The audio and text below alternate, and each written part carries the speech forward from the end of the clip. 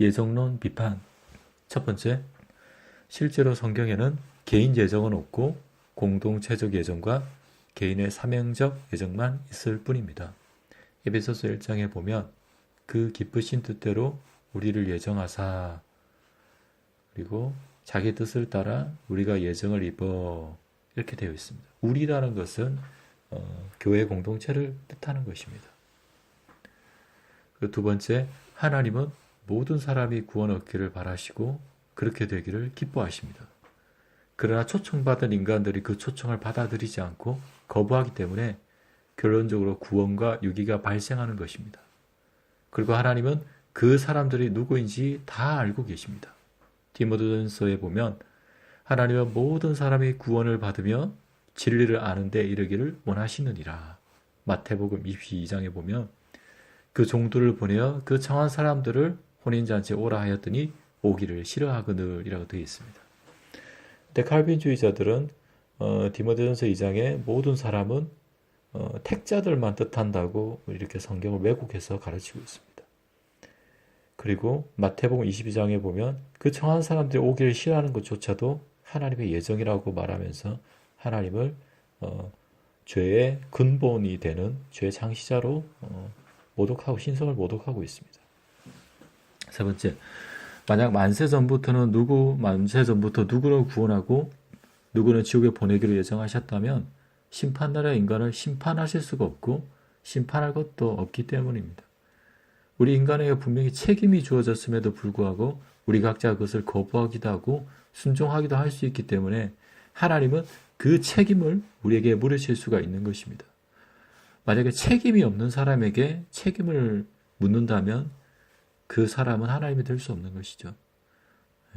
우리가 로봇에게 책임을 물을 수는 없지 않습니까? 그 로봇을 프로그램한 그 사람이 문제인 것이지 로봇가 그 프로그램대로 실시했다고 해서 그 로봇가 감옥에 가야 되는 것은 아닙니다. 감옥에 가야 된다면 그 로봇을 프로그램한 그 제작자가 감옥에 가야 됩니다. 같은 뜻으로 만약에 누군가가 심판을 받아야 한다면 칼빈주의 말대로 하자면 하나님이 심판을 받아야 되는 것이지요. 그런 논리적인 모순을 가지고 있다. 네 번째로 전택설을 취하든 후택설을 취하든 하나님이 죄의 창시자가 되는 일을 막을 수가 없습니다. 예성론자들은 하나님이 죄의 창시자가 되는 것을 최대한 막기 위해서 전택설에서 후택설로 입장을 변경시키려고 했지만 그러나 오히려 하나님의 절대 주권을 훼손시키게 되었습니다. 그럼에도 불구하고 여전히 절대 주권을 훼손시켰지만 여전히 하나님은 죄의 창시자로 남게 되었습니다. 결국 오류가 있는 이론인 것입니다.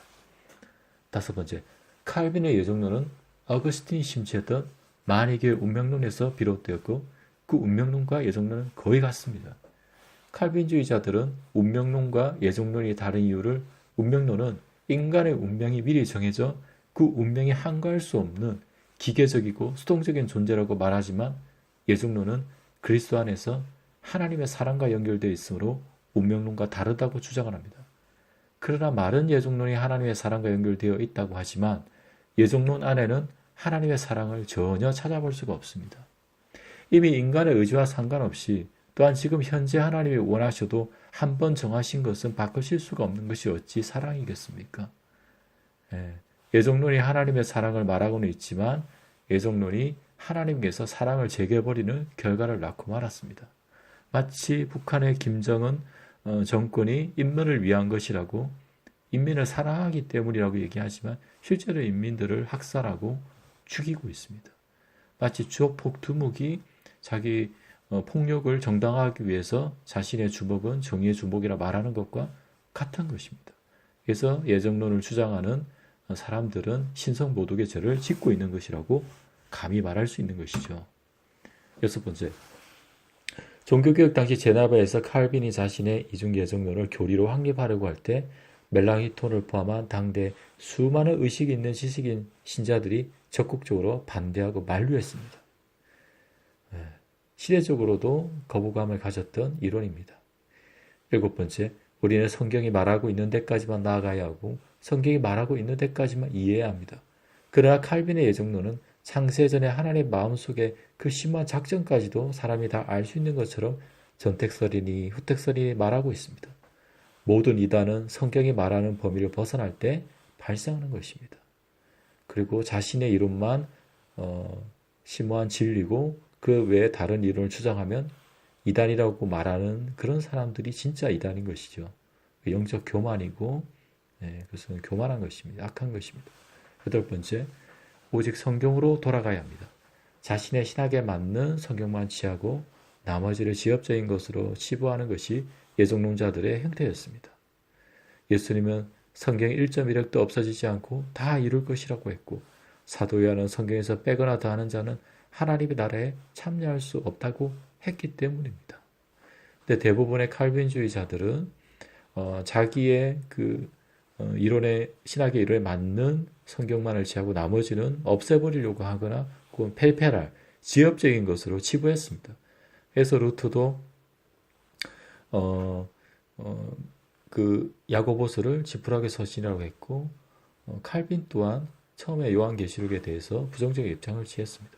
그리고 지금의 많은 칼빈주의자들이 성경의 대부분의 자기가 반대되는 성경을 왜곡시키고 또 문맥에 맞지 않는 교리에 맞는 자신의 교리에 맞는 성경으로 변태시키고 있습니다.